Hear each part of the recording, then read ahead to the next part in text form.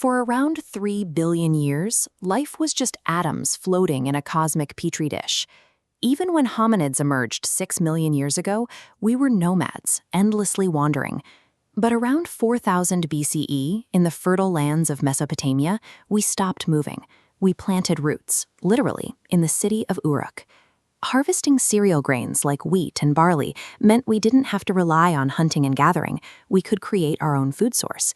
This allowed Uruk to explode to over 50,000 residents.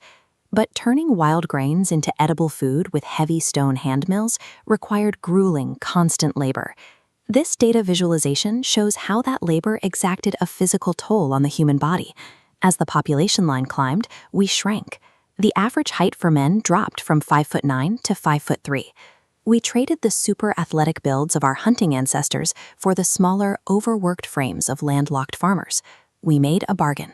We gave up our physical freedom for a concept that would define the rest of human history: surplus.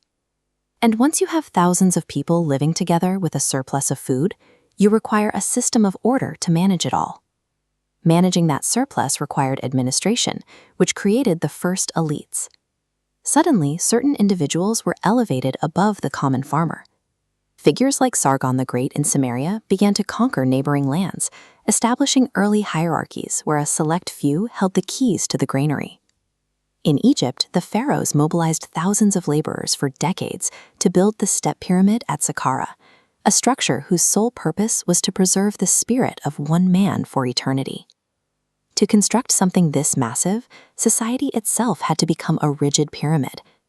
At the very bottom were the peasant farmers and slaves doing the manual labor. Above them were artisans, merchants, scribes, and bureaucrats.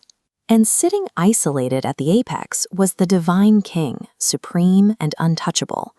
This division of labor meant that for the first time, a small group lived off the work of the masses, trading the equality of the nomadic band for the collective security of the state.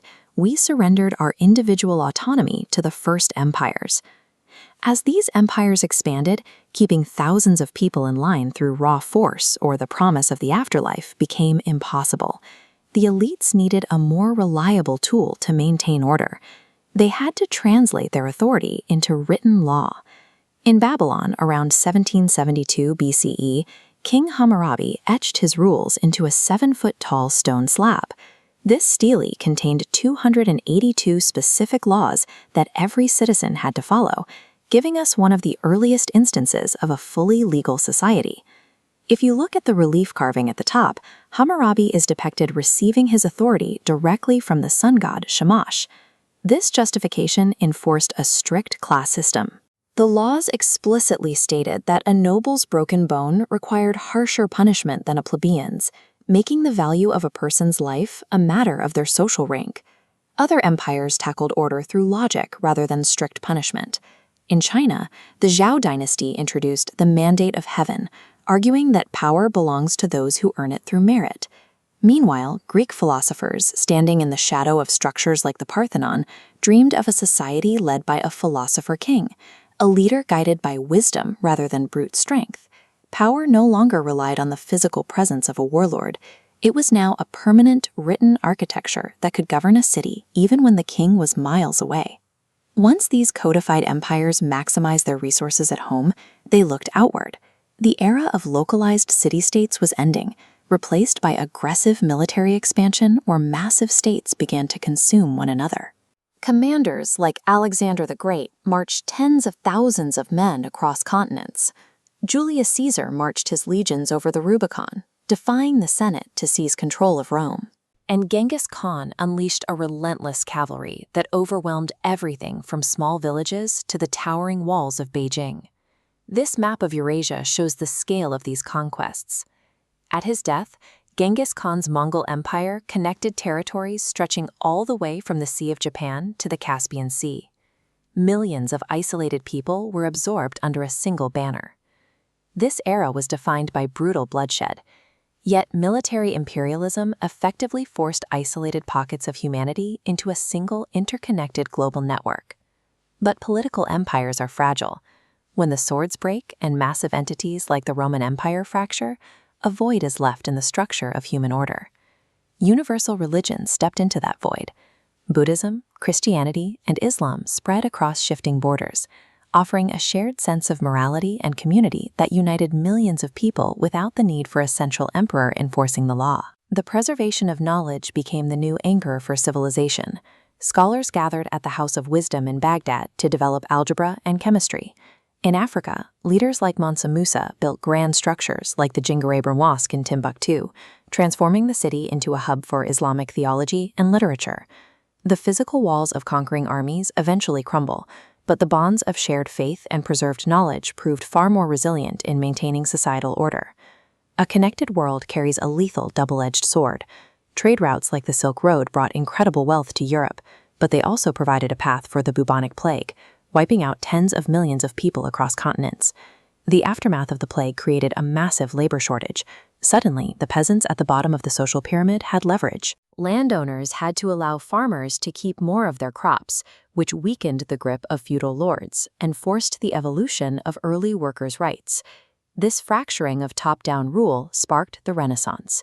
Instead of building monuments solely for divine kings, artists like Michelangelo painted the ceiling of the Sistine Chapel, celebrating human achievement, anatomy, and individual expression.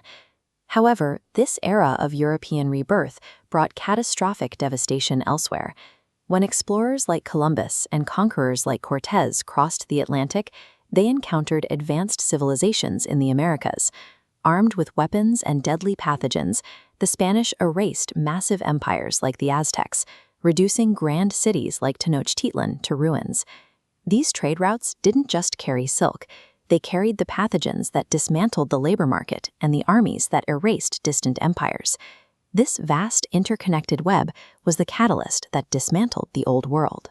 The tension of thousands of years of divine rule finally began to snap in 1215. English barons forced King John to sign the Magna Carta, establishing that even a king could not violate the basic rights of his subjects. In 1776, a group in Philadelphia signed a document that directly challenged the 1,000-year-old tradition of the divine right to rule. By declaring that all men are created equal, the document replaced the hierarchy of the state with the sovereignty of the citizen.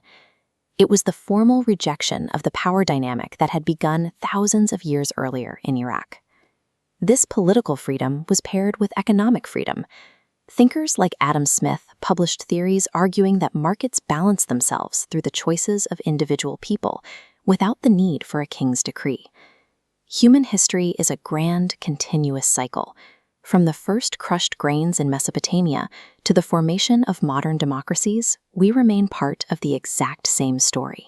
Only now, the power has shifted from the thrones of gods and kings into the hands of the people.